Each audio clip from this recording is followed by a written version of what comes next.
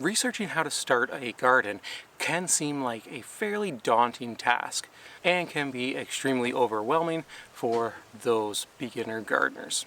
There are tons of different opinions online, and many of them will contradict each other. Some may suggest that creating your plan is the first step. So decide where you want to have your garden, what you want to grow, and go from there. Diving right into the planning process can be exciting and can help with motivation once it actually comes time to implement that plan. But you may find that once you get things started, your plan may fall apart because of some unknown circumstances that you weren't aware of. So you could have the best laid plan with the perfect crops and everything is intercropped. You have flowers to attract pollinators, and you are growing or going to be growing lots of foods that you like to eat. You also are growing maybe some herbs to attract some beneficial insects. Maybe you're planting a trap crop to trap insects, and then you're going to remove it. You could have the best laid plan, but then find that your soil isn't necessarily set up properly or has the best conditions for that plan to come to fruition. For example, you might find that your soil has poor drainage and water is pooling there, and so no crops will grow there because they are basically drowning in water. You may find that the soil is fairly compacted from either machinery rolling over it or from just people, traffic trotting it down, or maybe it's a new backyard to you and your previous owners had a pet dog that ran in the same spot over and over again and just compacted that soil. Or maybe the pH of your soil isn't correct for the type of crops that you want to grow. All of these things can affect your gardening experience, and don't care how much you have planned your crops and your succession planting and your intercropping and all of the wonderful flowers that you are planning to grow. If the soil isn't correct for the plants to grow, you're going to have a not as successful season. So for this reason, it is my opinion, and again, this is just my opinion, another person on the internet with an opinion about gardening and how we should or should not do it. So take it for what it's worth. But I think our first step in setting up a successful garden or backyard farm, whatever you have plans for, is to not jump right into the planning stage and to do some soil tests and see what is actually going on beneath the surface of the soil. For this video, I'm going to be referencing a document from the Toronto Public Health called From the Ground Up. If you'd like to look at the document in its entirety, the link will be in the description below. In this guide, there are 3 steps that are recommended before you start a garden in an urban, and I would extend it to a peri-urban or even a rural area. The first is to establish a level of concern. Step 2 is to test the soil. And step 3 is to take actions to reduce the risk of your growing area. So in step 1, establishing a level of concern, we are looking at researching the history of our garden location. Finding information on the history of the location that you are thinking of for your garden can be done through your local city or through a library or an archives unit that is local to you. Areas of low concern are those that have always been residential. So if you are buying a house or you own a house already, or an area that has always been a residential area, it can probably be considered an area of low concern. Others are areas that were former parkland or farmland, and child care centers or schools. Medium concern areas are those such as risk managed parks, orchards, infills, hydro corridors. The next level of concern are medium concern areas. So those will be risk managed parks, infill areas, orchards, hydro corridors, commercial land uses, former landfills, and lead reduction zones, or 30 meters from a rail line or major arterial road. High concern areas are those that have formerly had a gas station, dry cleaner, printing shop, auto body shop, industrial land, rail line, or rail yard industry, or the location has visible signs of dumping, burning, smells, or other stains that you can see in the soil.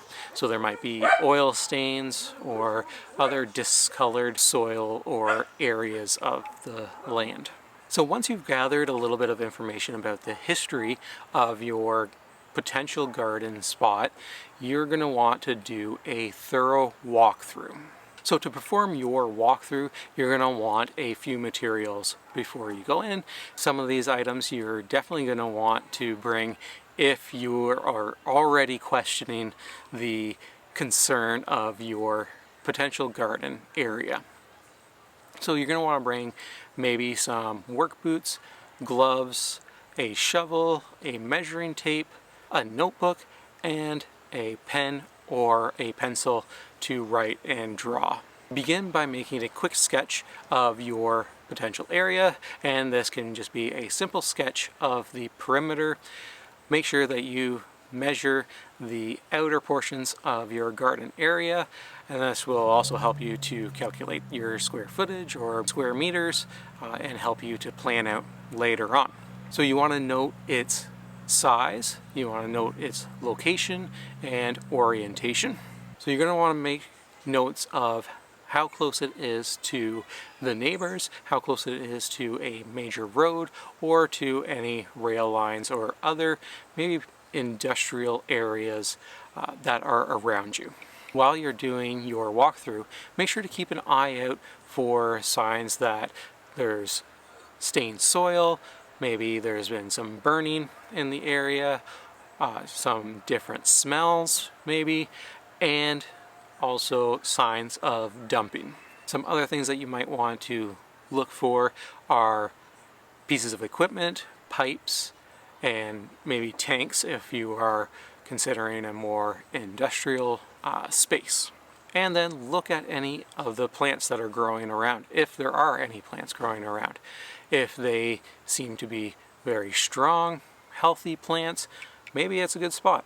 If they are wilted, sad, or there's signs of other diseases or pest pressures, then maybe that's something to consider. Signs that the current plants are not as healthy are yellow or brown leaves, or maybe there's lots of holes in the leaves. That could be indicative of pest pressure. Black spots on the leaves could be a sign of disease. So those are some things that you might want to look at if there are plants already growing on your potential area. If you don't notice any issues on the surface of the area, that's where you're going to take your shovel and dig a couple holes around the spot so that you can see what's maybe happening under the soil. You might find that the surface looks fine, but underneath there is a lot of debris. Maybe there's a lot of metal shavings or pieces of metal, broken glass, pipes that are buried, or there might be things hiding in the weeds. So you might not even have to dig into the soil, just pull some of the weeds aside. There might be some concerning elements there. So if your potential garden location is or was residential, parkland, farmland, childcare, or a school area, then you can probably be safe in feeling low concern for your risk of contamination. In this case, you are likely safe in going ahead and planning out your garden.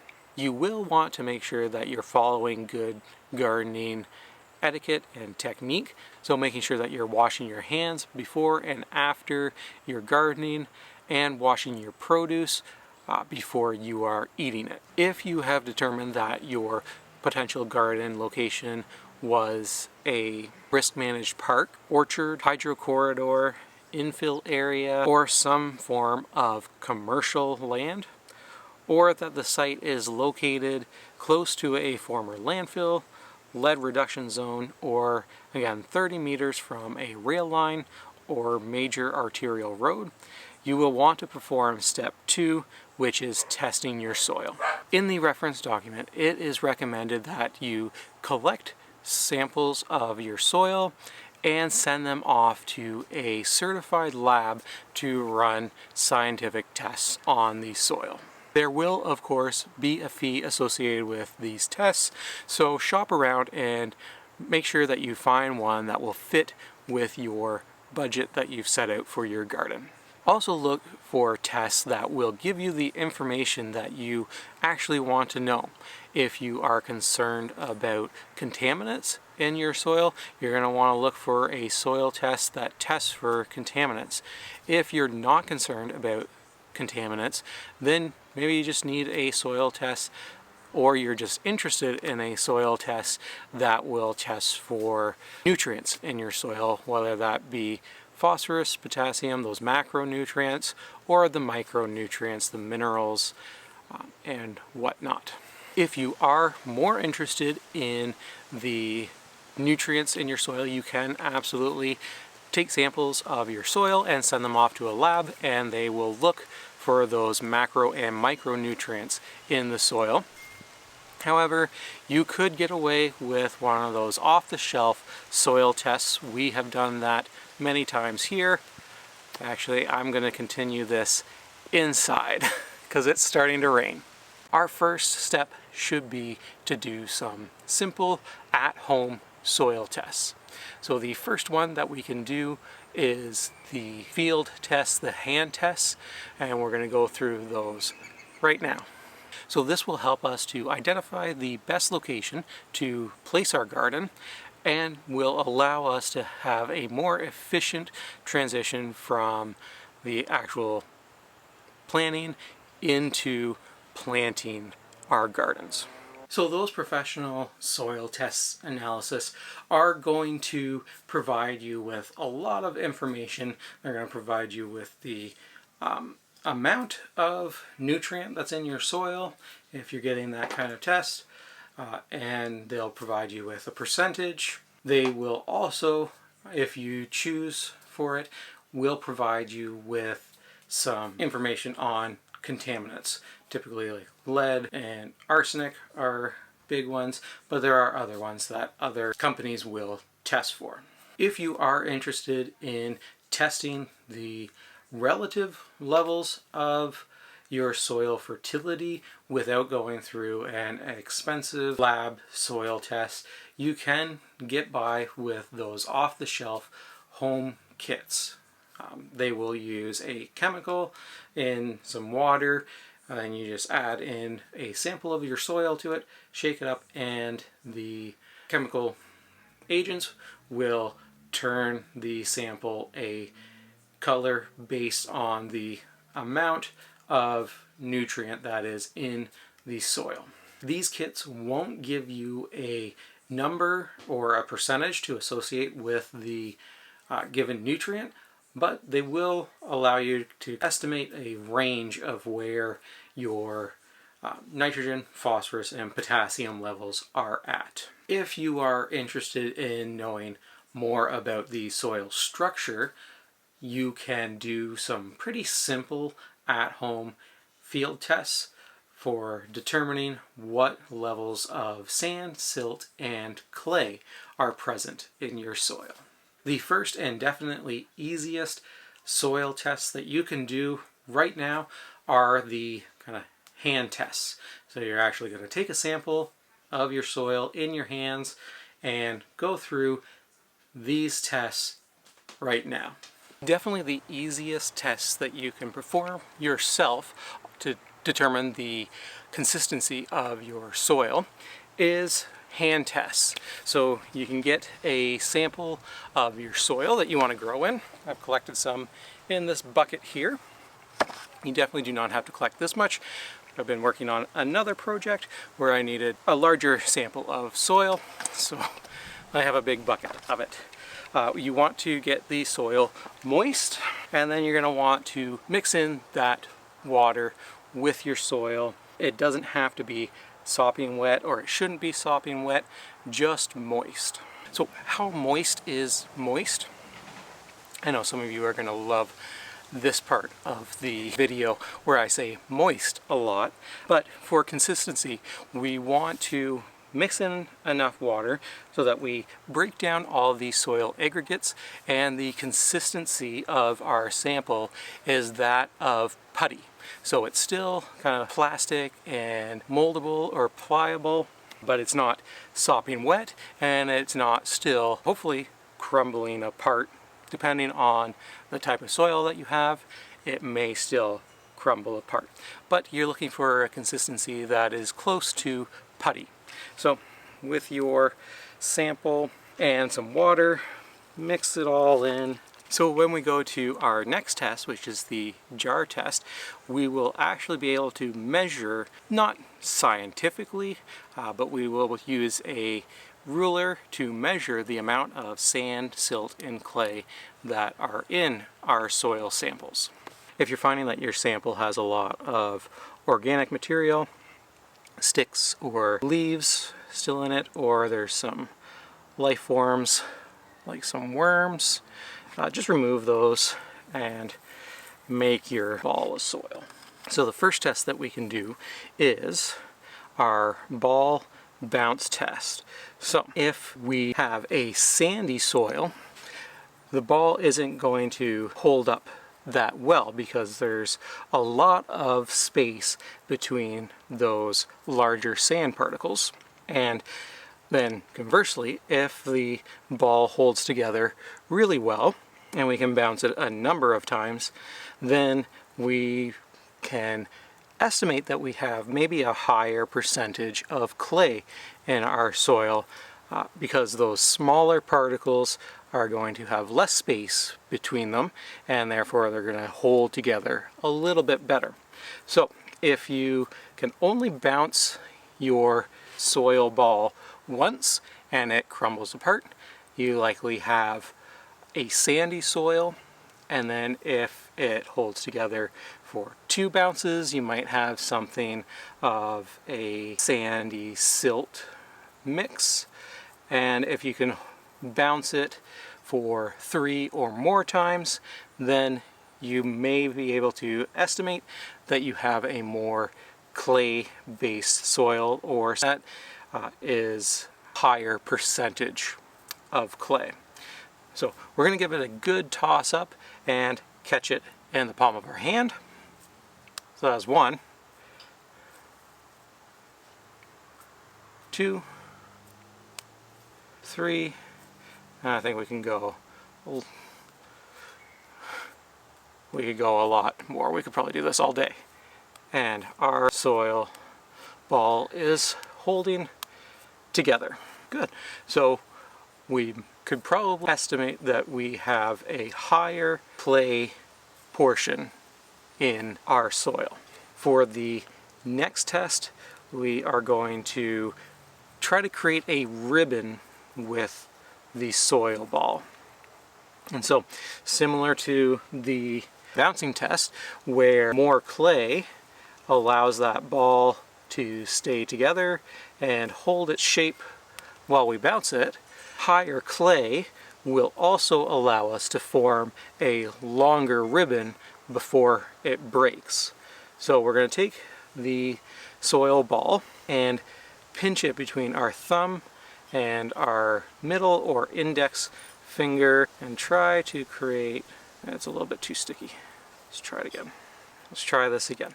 So we've got it between our thumb and our index finger, and we're going to push. So I think maybe we have a little bit too much there. So let's try again with a little bit smaller sample. There's lots of dog hair in our sample. Let's try with the left hand.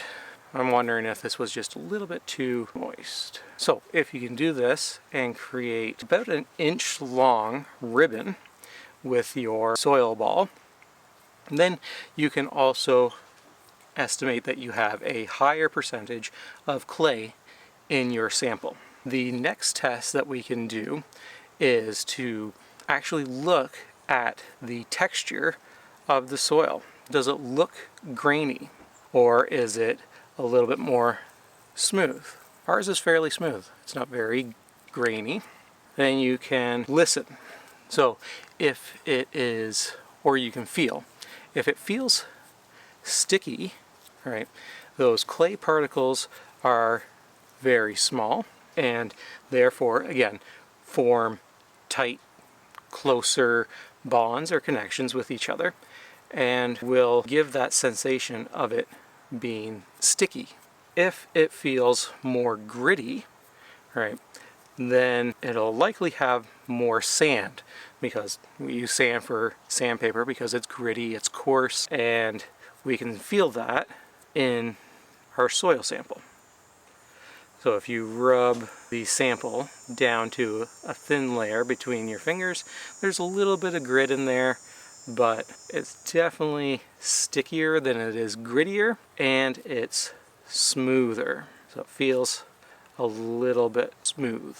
And so that smoothness will also come from the silt. So those particles that are smaller than clay, right, but bigger, or smaller than sand, sorry, but bigger than clay, will make it feel a little bit smoother. And then the final kind of sensory test that we can do is to listen to it.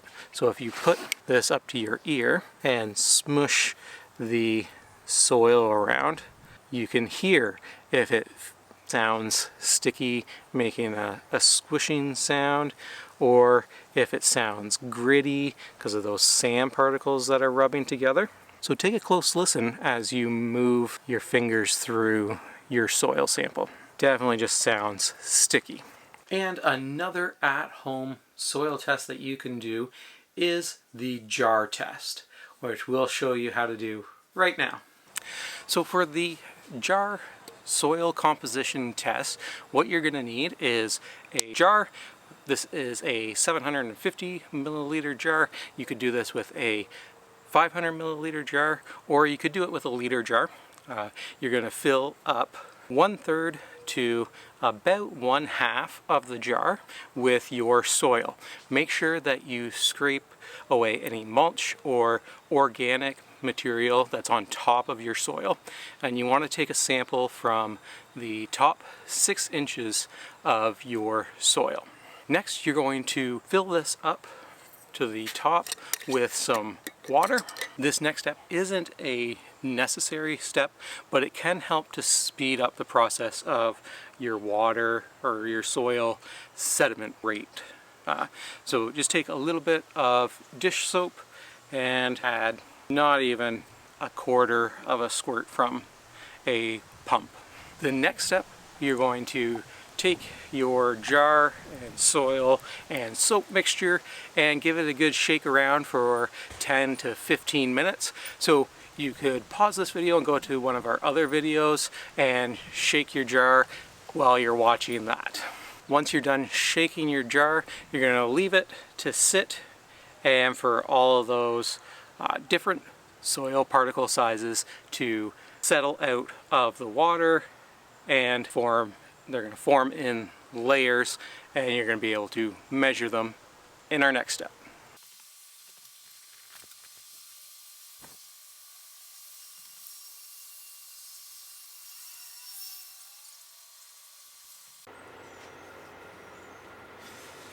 Okay, so it's a little bit tough to see, but we do have some separation. So now we can take our ruler and we're going to put the 0 up to the bottom of the jar. And then our sand level is at about 3.5 centimeters. Our silt level goes up to the 9 centimeter mark, and then the top of the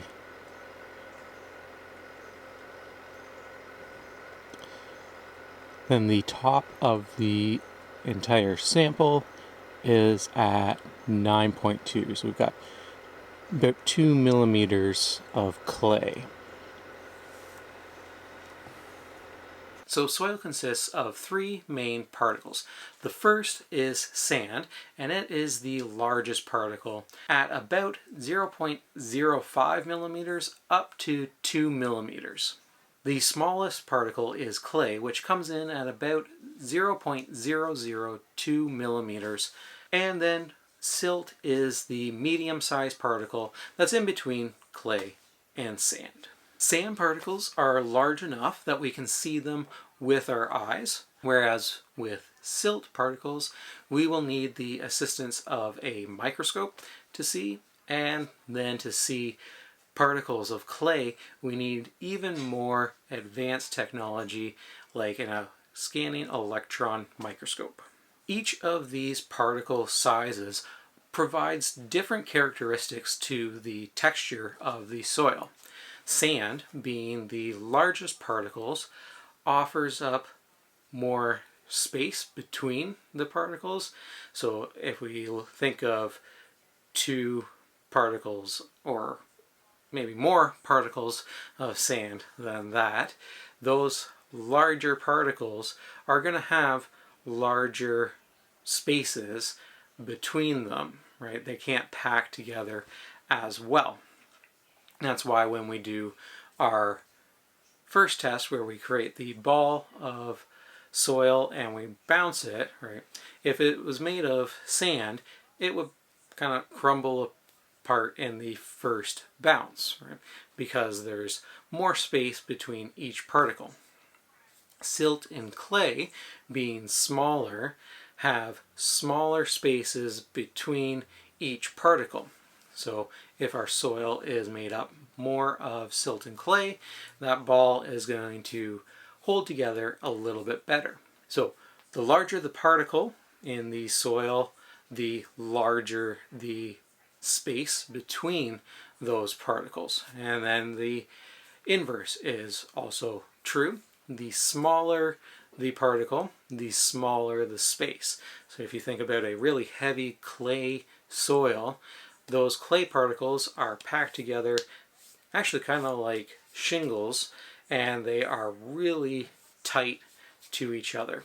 The sand, having larger space between each particle, will assist in drainage. So we won't have the water pooling like we would with clay.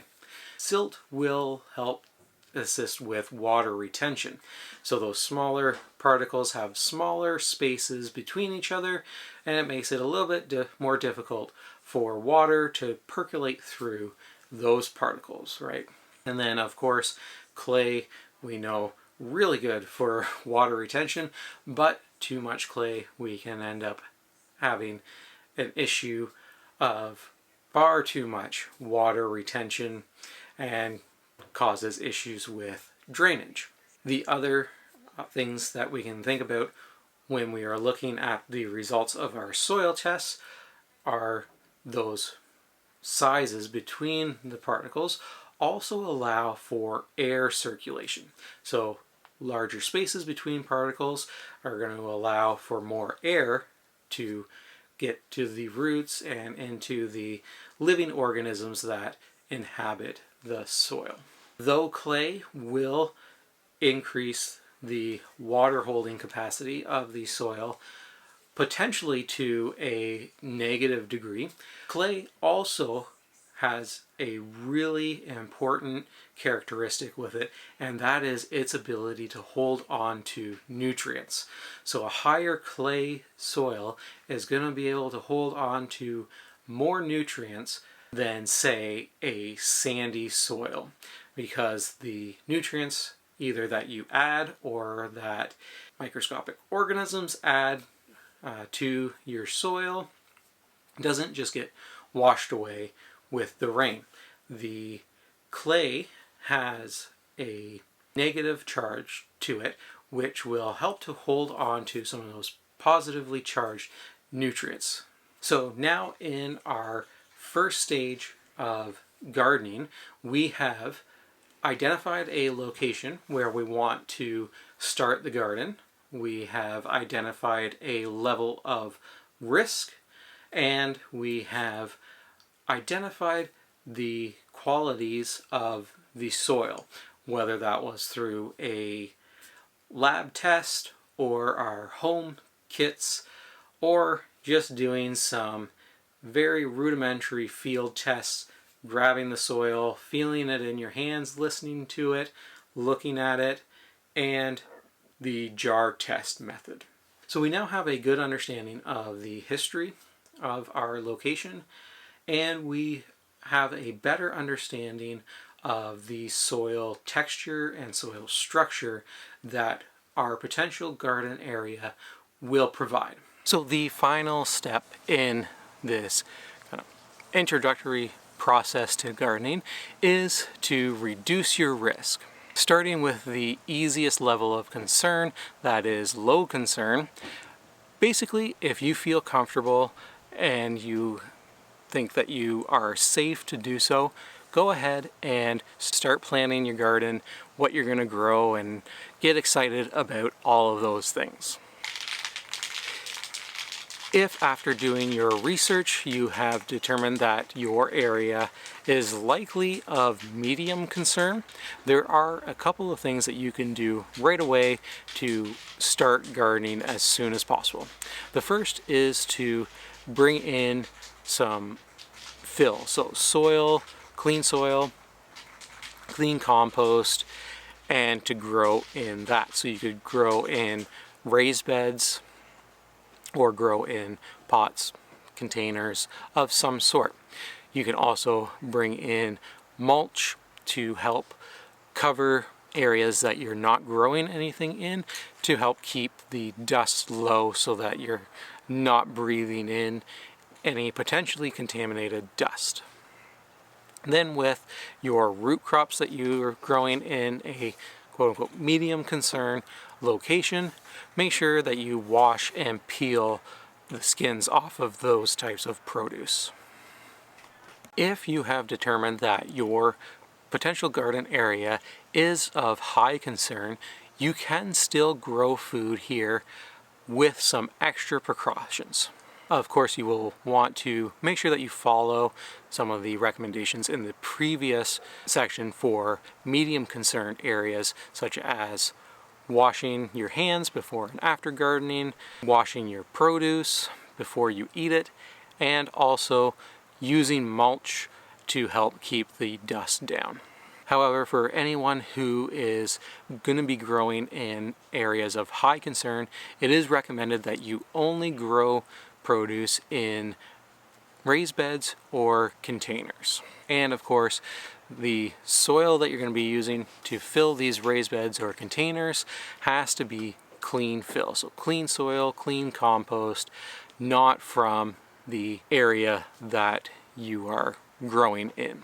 As an alternative, if you are maybe priced out of building raised beds or purchasing a lot of containers and the soil and compost that would be needed to grow in an area of higher concern, you could also plant fruit and nut trees, which won't accumulate the toxins into the edible parts of the plant.